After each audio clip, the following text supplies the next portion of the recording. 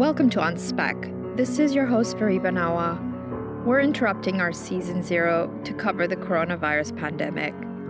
Curfews, lockdowns, social distancing. Right now, around 3 billion people, half of the world's population, is at home. The coronavirus pandemic is spreading at exponential rates, and no country has the medical facilities to cope with the sick. On Spec's mission was to bring you closer to the globe, a task that you might think is impossible right now. Forget about the people on the other side of the world. Most of us can't even visit our neighbors. You're worried about your health and the health of those you love at a time when you cannot even be with them. You're worried about your job, maybe even worried about where your next meal will come from. Guess what? You're not alone. Isolated from each other physically, humankind is grappling with the same problems, living through the same experiences. This week, we're going to start bringing you those shared experiences. We begin with the religious, those who turn to faith and collective prayer in times of hardship. But they're not supposed to gather anymore in mosques, churches, or synagogues. The entire concept of communal support in faith has been upended. Many groups are still resisting and continue to gather, but slowly, the choice is no longer available. It's your life or place of worship. Journalist Umar Farooq talks to 3 people in Spain, Kashmir, and the US, and how religious communities are finding ways to support each other without being together.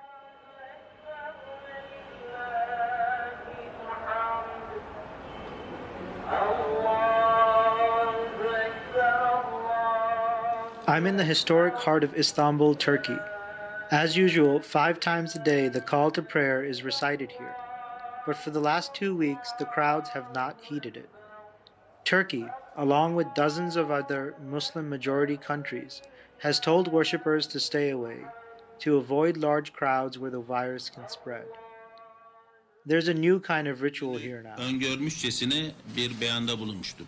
Koronavirüs tehlikesine karşı verdiğimiz mücadelede Every evening, the Minister of Health appears on television to announce the latest numbers on the pandemic. Then the evening call to prayer is made.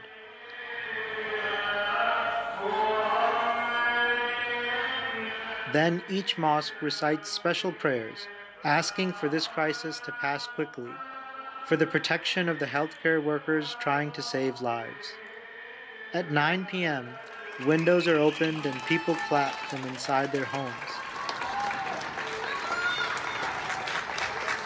The sky is filled with the sound of applause as people cooped up in their homes show appreciation for those frontline workers in this new war.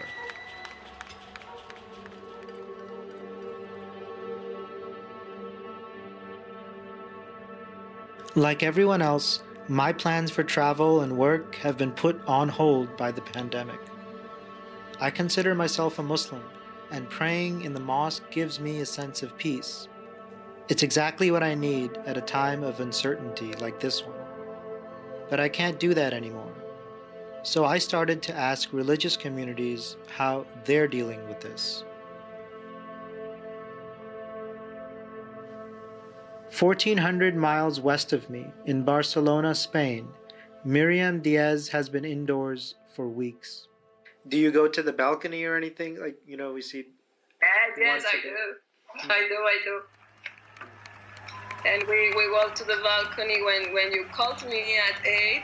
We all have in the balcony every day. We applause to the people who is working in the hospitals, and this is also a community moment. This is very good.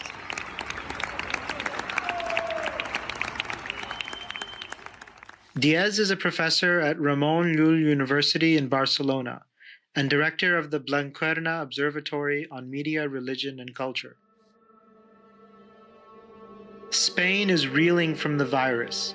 Nearly 6,000 people have died, and 72,000 are confirmed as having been infected.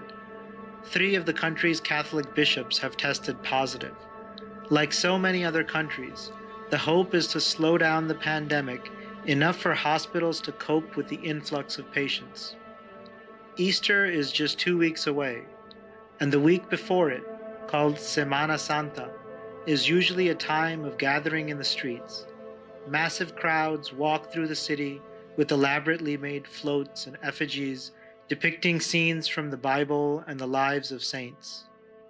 One of the big problems, it is not only that it is absolutely forbidden to meet with people and obviously to go to the church and to the temples and to whatever community gathering, but also the idea of Easter. And you know that in Spain, specifically in the south of Spain, in Andalusia, it is a very, very important tradition, the so-called Semana Santa.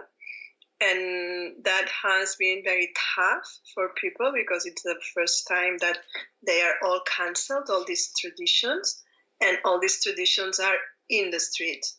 So this has been a very sad moment for confreres and all the people involved on that, but they are very quickly adapting. And I think the important notion here is adaptation and flexibility. I think Catholic Church has adapted very rapidly, also because of the example of the Holy See. You know that at the Vatican, they are also live streaming the Pope, and also the Pope has released some interesting measures also for confession, for all these kind of sacraments that really need the personal encounters. And also it is very important the youth and how young communities are, for instance, streaming masses, and you have every day you can attend mass wherever you go. For instance, I am in Barcelona. The other day I attended mass in Montserrat. This is our national shrine in Barcelona from the Benedictine community, and I attended that through the national Catalan TV. But the other day I attended mass in a small city near my city of birth, that is Girona. So you can choose. I mean, you can adapt yourself also to certain different communities. It is very strange because you are, for instance, through Instagram or Twitter, following a mass, and then people send hearts and emojis, and it is a very strange thing. But you feel a sense of community. I think it is more to be more centered into the word of God and not into the action. What happens with like funeral rites and things like that now? How do people deal with that?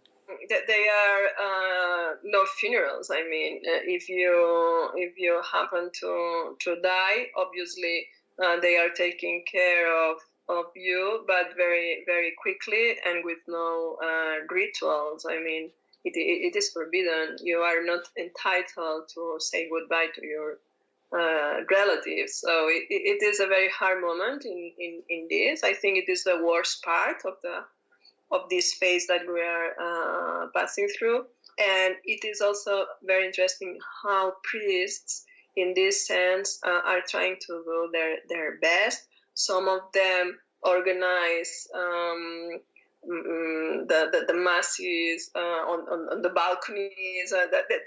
They organize things very creatively in order to try to reach people. And I think we have discovered that it is true that in the Catholic tradition, the sacraments are very, very crucial and very important. But there are a lot of other ways of being with people that are very important. Do you see more people being spiritual or joining, these sort of virtual masses, and that people that wouldn't necessarily be seen in church? Yes, and I am seeing something interesting, that is people saying I attended mass without being ashamed of that. Saying, for instance, on Twitter, professionals, liberal professionals, architects, doctors, journalists, saying, oh, I attended mass here or there. And in the normal world, I do not have this feeling. People live this more in a private manner. And I think now it is like a social need that is shared. What do you tell people who say, like, I feel like I've lost control? Like, is this like a lesson that they should be learning from this spiritually, or? Well, I think religious leaders take advantage of this moment to remember that we are very vulnerable, we are very fragile. We need to take also into account the claim of the earth and the nature. And this is something that perhaps with this savage capitalism we have forgotten. And this is really a time for inner dialogue and to reconnect ourselves with ourselves. I mean, we are confined and we are remembering that all the things could stop, and this is not a show that must go on.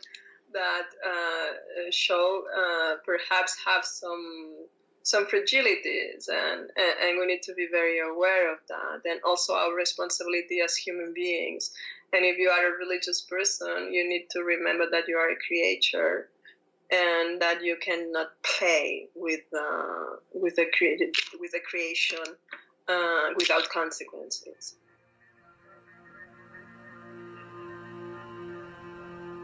Across the Atlantic in the United States, Jewish communities are also adapting by turning to technology.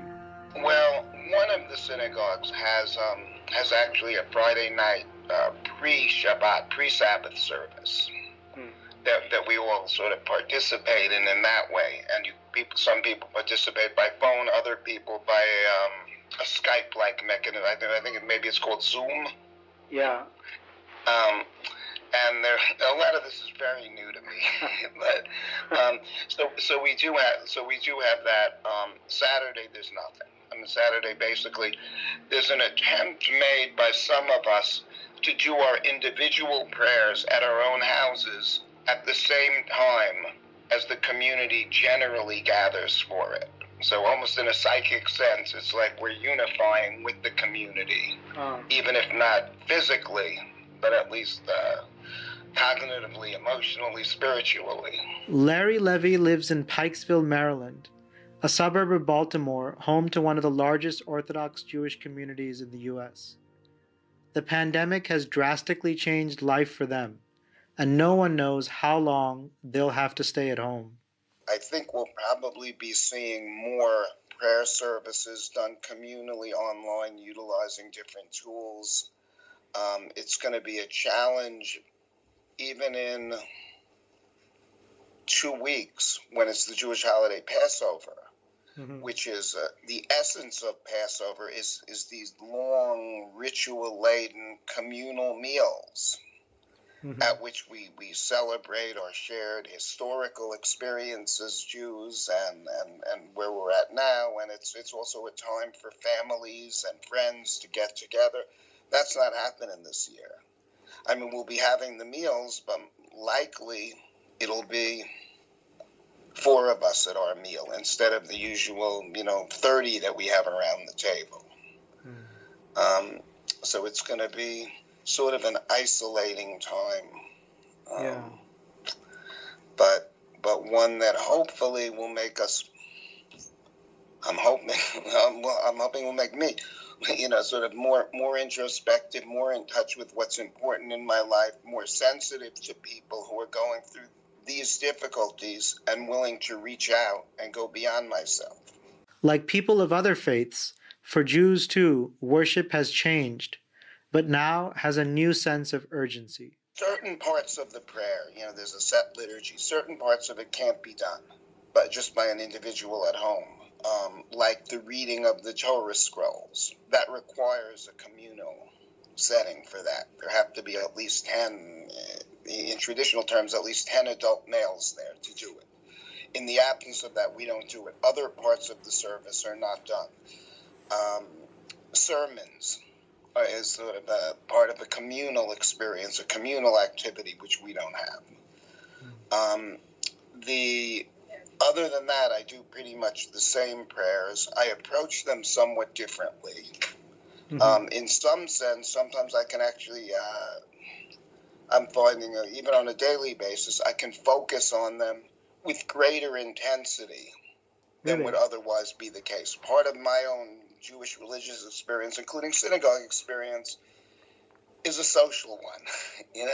I see friends I haven't seen, but we touch base. Without that there, it sort of behooves me to focus on the meaning of the words, and particularly at a critical time like this, a crisis time. Mm-hmm. I mean, it's direct intervention with God. God, please do something about this. God, please help this one who has symptoms of the disease. Please help this one who's struggling financially. Please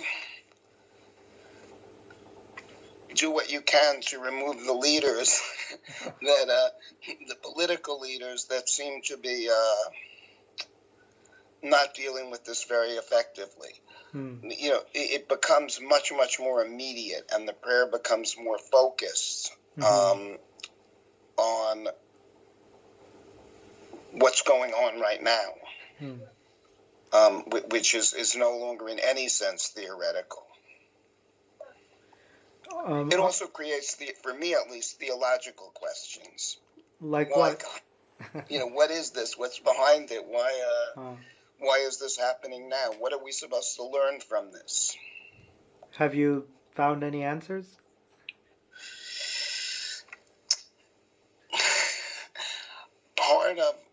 Part of my own prayer journey is that I will find those answers, or that those answers will be made apparent to me and to many other people. It might be just in terms of a course of events that we later on can see. I'm also hoping, I'm already seeing things positive coming out of it. Really? Whether that's the intent, whether there's some divine intent, and I found it in this, it may or may not be, but things like people really are caring for each other more, calling each other more, concerned about, each other's well-being in a way that in our daily busy lives is not always the case.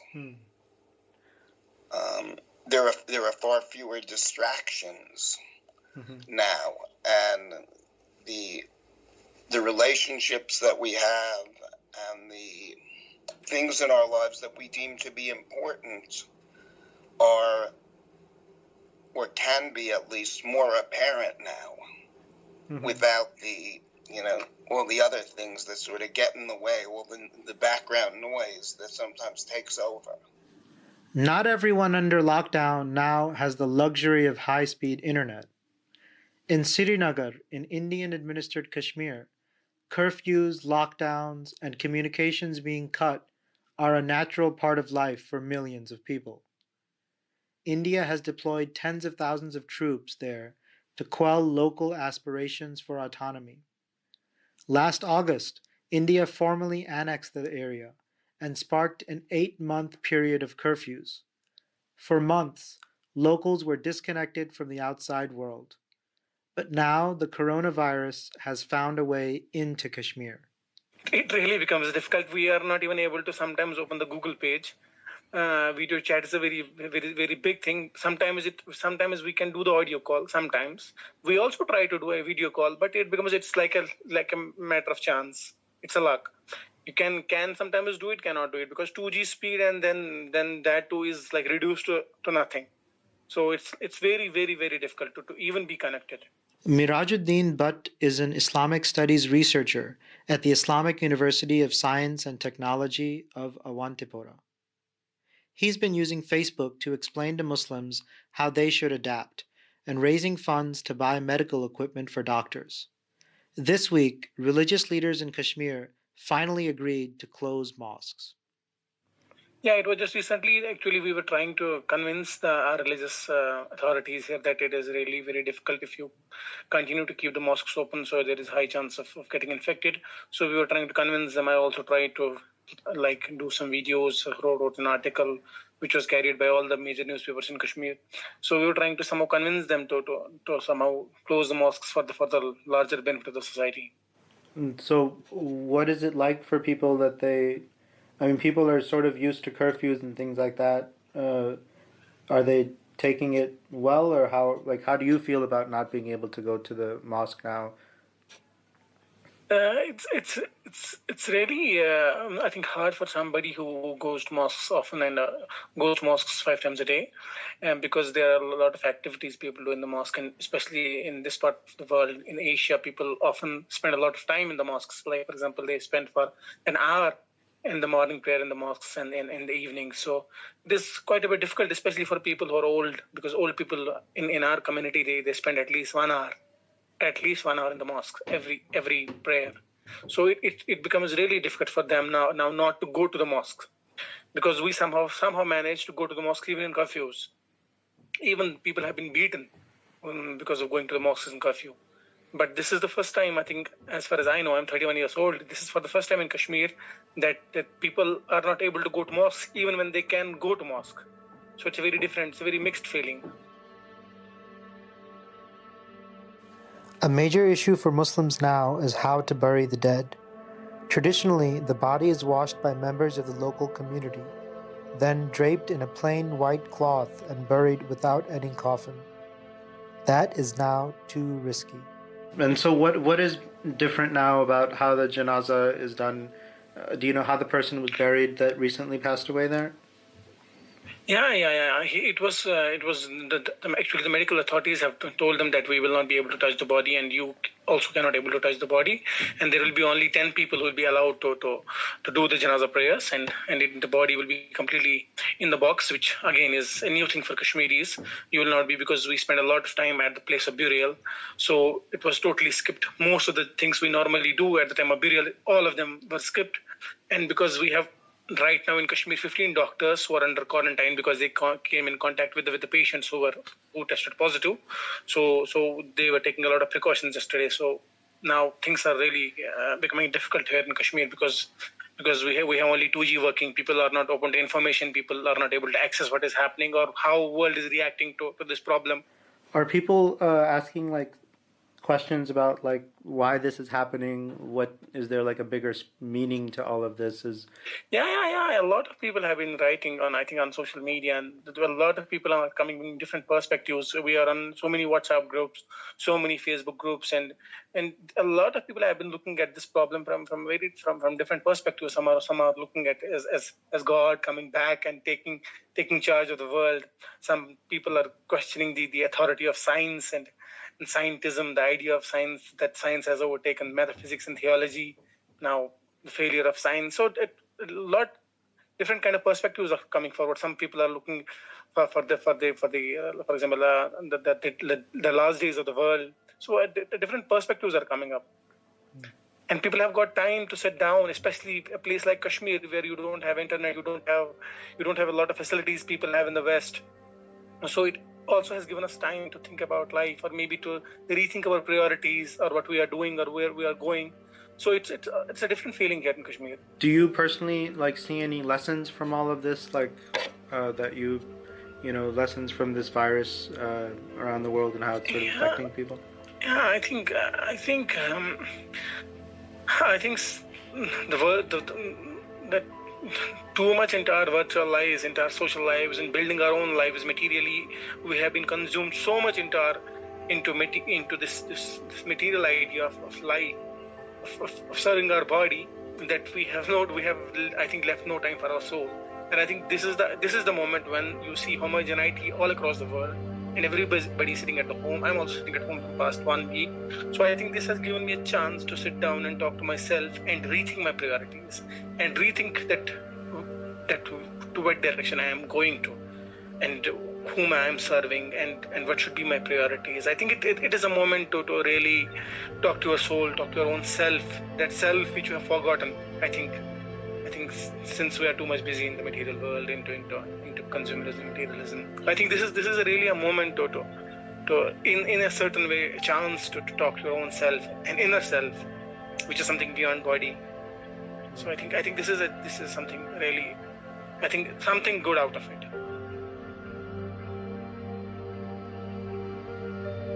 For me, it's comforting to learn that people across the world are having the same reaction to this pandemic as myself.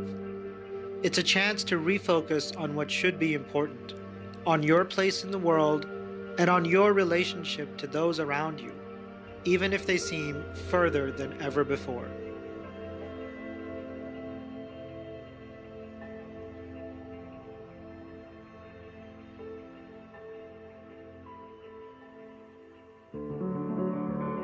Thanks, Umar, for bringing us closer to religious communities from India to Spain to the US.